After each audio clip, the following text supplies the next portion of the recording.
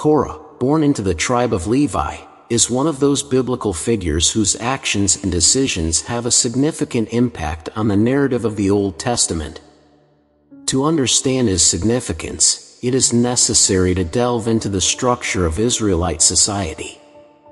The people of Israel were divided into 12 tribes, with the tribe of Levi being one of the most significant due to its priestly and ritualistic function within the community.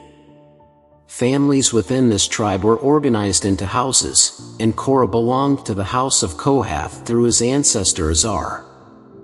Now, during Korah's time, the people of Israel were going through a crucial moment in their history, the pilgrimage in search of the Promised Land.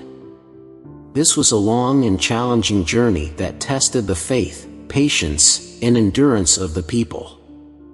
Amid this backdrop, Moses and Aaron emerged as leaders, guiding and making decisions for the group's welfare under God's direction. Korah's relationship with Moses and Aaron was more than just being contemporaries. They had family ties. Both Moses and Aaron were sons of Amram, who was a son of Kohath. Azar, on the other hand, was also a son of Kohath, making Korah a close relative of these prominent leaders. However, despite these blood ties, tensions and conflicts arose. The turning point in Korah's life was his rebellion against Moses and Aaron.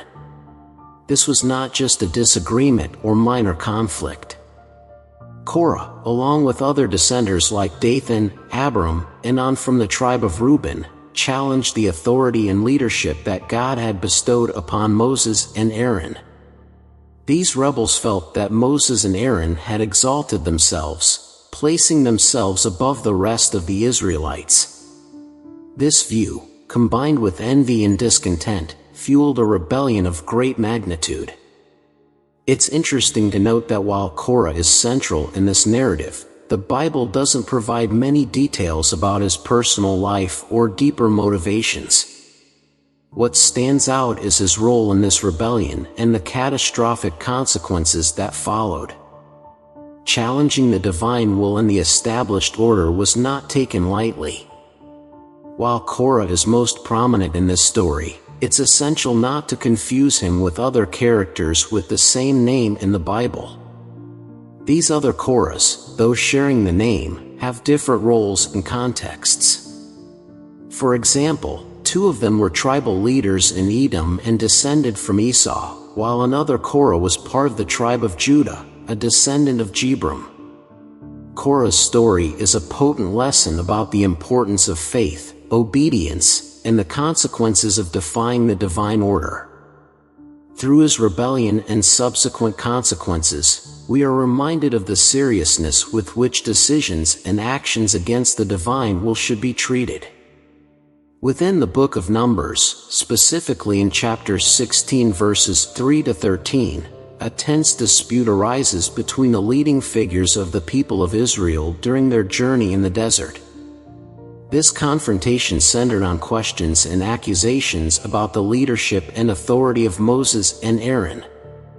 Moses and Aaron were blamed for allegedly assigning themselves a level of holiness superior to the rest of the people, minimizing the holiness of the entire congregation.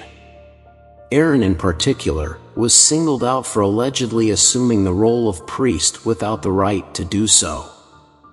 On the other hand, Moses was not exempt from criticism. He was questioned for not having led the people of Israel to the Promised Land as expected.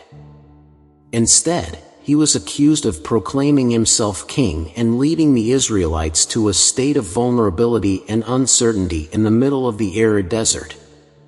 In response to these accusations, Moses denounced that Korah and the Levites accompanying him were trying to take on priestly roles, even when they should be grateful for the honor of being Levites.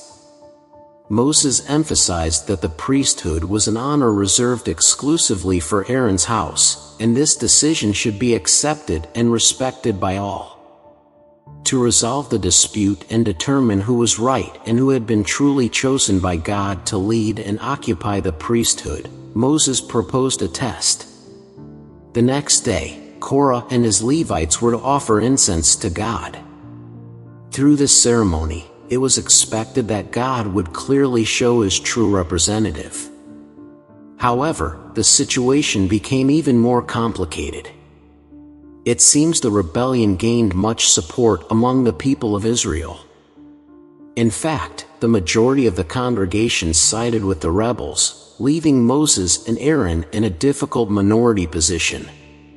Given the gravity of the situation, Moses and Aaron felt the need to beg God not to punish the entire people. As tensions grew, clear lines of division were drawn.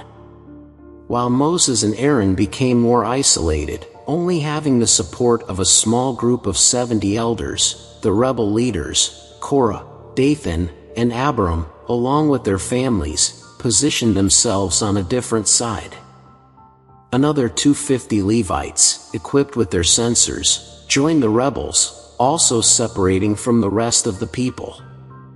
Moses, recognizing that the situation could only be resolved through divine intervention, declared that if nothing extraordinary happened, it would mean he had not been sent by God.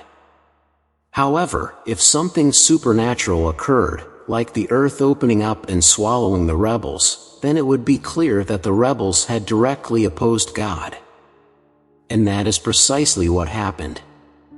Immediately after Moses' words, the earth split open, swallowing the rebels, their families, and all their belongings, leaving an indelible mark on God's authority and will in Israel's history.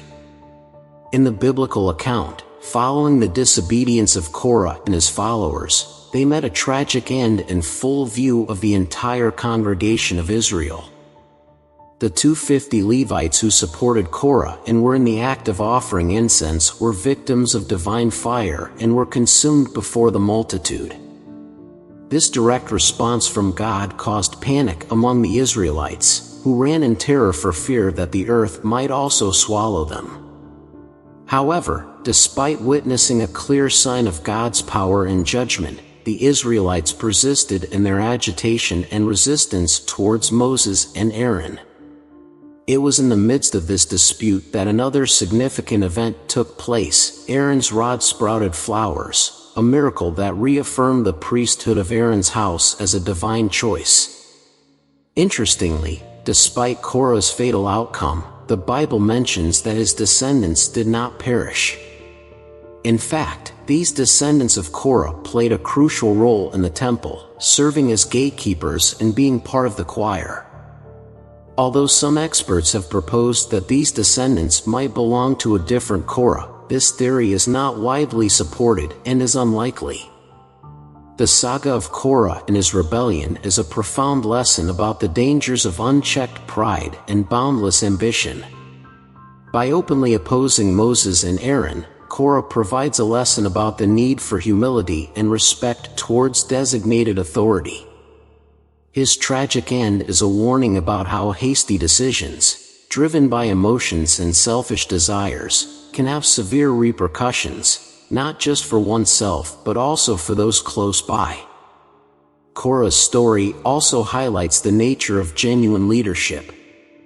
A true leader not only holds a title or wields power but also acts with empathy, responsibility, and has a vision to prioritize collective well-being over individual ambitions.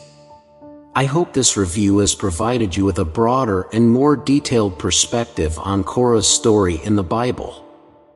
These narratives serve not only as historical accounts but also offer reflections and lessons applicable in our daily lives.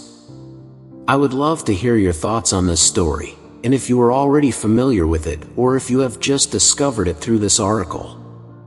Until next time, and may God bless you.